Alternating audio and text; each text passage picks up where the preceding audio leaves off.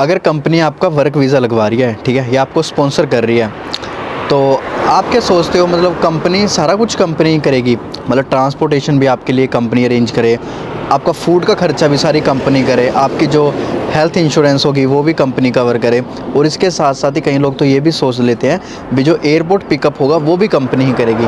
ऐसे ही बहुत सारे क्वेश्चन होते हैं लोगों के मन में इन सब चीज़ों को लेकर। और काफ़ी लोगों को तो मतलब जो वीज़ा रिसीव हो चुका है उन पे फ़ोटो भी लगी हुई है, और कुछ लोग तो, कुछ एजेंट तो मतलब ऐसे भी हैं, या कुछ लोगों के क्वेश्चन तो ऐसे भी हैं भी इमिग्रेशन फ़ीस पहले लेते हैं या बाद में लेते हैं, और काफ़ी ऐसे क्वेश्चंस हैं। तो मैं सारे इसी वीडियो में क्लियर करता हूँ, और जितने भी आपके डाउट्स हैं ये मैं इसी में क्लियर कर दूंगा, साथ में आपके थोड़ा सा मैं अवेयर करने की कोशिश करूंगा। तो विदाउट वेस्टिंग एनी टाइम हम वीडियो को शुरू करते हैं।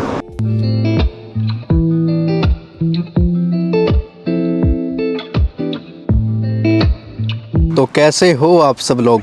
उम्मीद करता हूँ आप सब लोग बढ़िया होंगे, और मेरी जो लास्ट वीडियोज़ हैं वो भी आपको काफ़ी अच्छी लगी होंगी। हाँ, वो बात अलग है आप लोग चैनल को सब्सक्राइब नहीं करते। एनीवे कर लिया करो भाई अगर टाइम लगता है तो।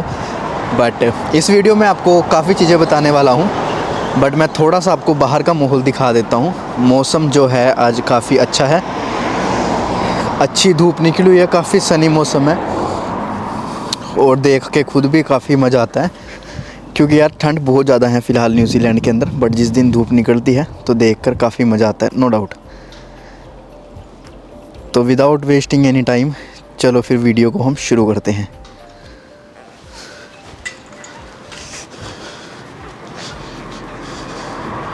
तो बैक टू द टॉपिक। काफ़ी लोगों के ना काफ़ी क्वेश्चन है, बट मैं इसमें सब कुछ क्लियर कर दूंगा। देखो, सबसे पहले तो यही क्वेश्चन मैं आपको क्लियर कर देता हूँ। अगर आप किसी कंपनी के थ्रू कोई वर्क वीज़ा लगवा रहे हो, या कोई कंपनी आपको स्पॉन्सर कर रही है, ठीक है, वो एक अलग चीज़ है।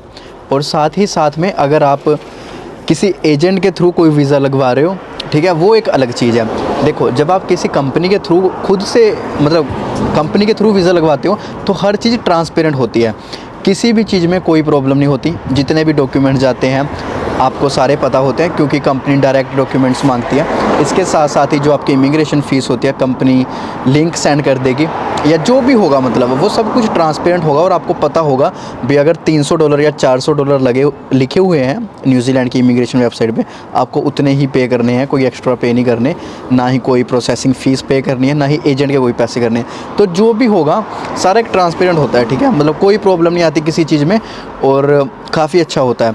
बट कंपनियाँ ये सब प्रोवाइड नहीं करती, ठीक है। दूसरी चीज़ पहले मैं ये भी बता देता हूँ, अगर आप किसी एजेंट के थ्रू कोई वीज़ा लगवाते हो, मान लो वर्क वीज़ा लगवाते हो, ठीक है, या स्पॉन्सरशिप कराते हो किसी भी चीज़ में, तब भी भाई साहब ये सब चीज़ें नहीं होती।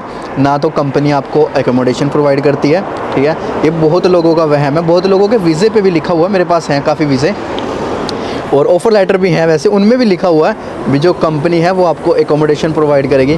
भाई साहब, कोई कंपनी एकोमोडेशन नहीं प्रोवाइड करेगी। सैलरी का यार सबसे ज़्यादा जो मोटा पार्ट होता है, मोटा हिस्सा होता है, वो जाता ही नहीं में एकोमोडेशन के, मतलब रूम में, और उसके बिल्स जो होते हैं इसी में चला जाता है यार। तो कंपनी क्यों प्रोवाइड करेगी, ठीक है।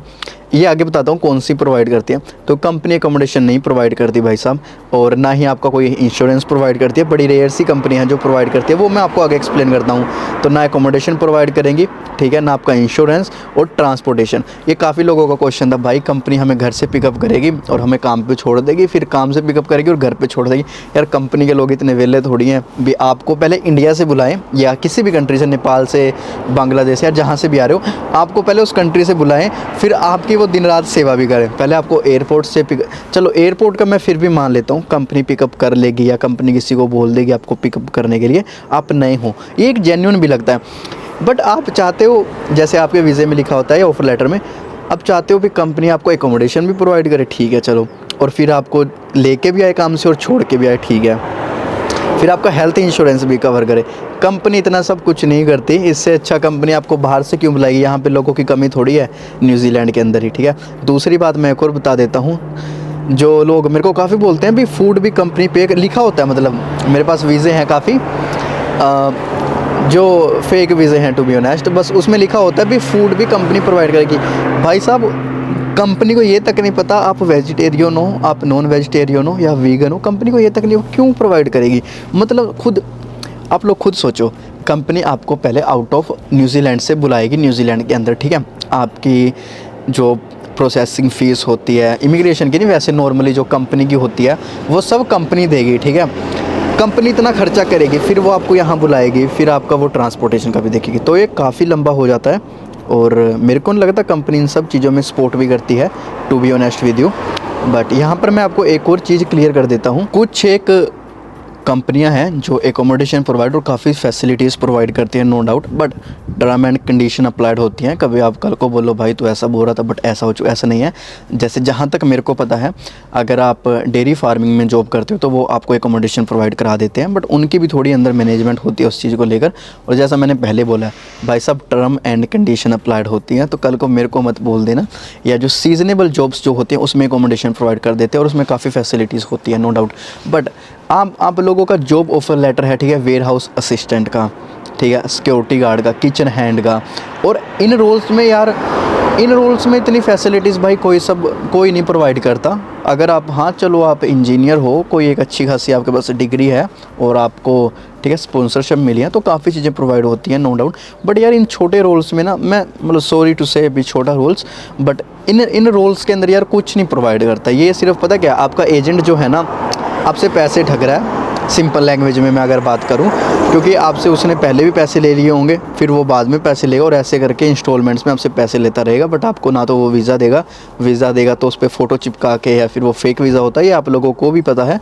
और इतनी फैसिलिटीज़ कोई नहीं प्रोवाइड करता, इतनी फैसिलिटीज़ तो हमें नहीं मिलती PR होने के बाद भी, ठीक है। आप तो खुद सोचो, आपको तो खुद स्पॉन्सरशिप वर्क वीज़ा लगा के इतनी फैसिलिटीज़ कहाँ से मिलेंगी, है ना। तो काफ़ी चीज़ें मैटर करती हैं। मैं आपको पहले भी कई बार बोल चुका हूँ, जो मेरी पुरानी वीडियो है आप उसमें चेक करना। मैंने बोला आपको 1000 बार, जब भी किसी एजेंट से कॉन्टैक्ट आप करते हो तो क्या क्या चीज़ें आपको देखनी चाहिए। कुछ एक वैसे तो काफ़ी लोग ऐसे हैं जिन्होंने एजेंट की मतलब शक्ल भी नहीं देखी, एजेंट का ऑफिस भी नहीं देखा, एजेंट की मतलब प्रॉपर ईमेल आईडी भी नहीं है।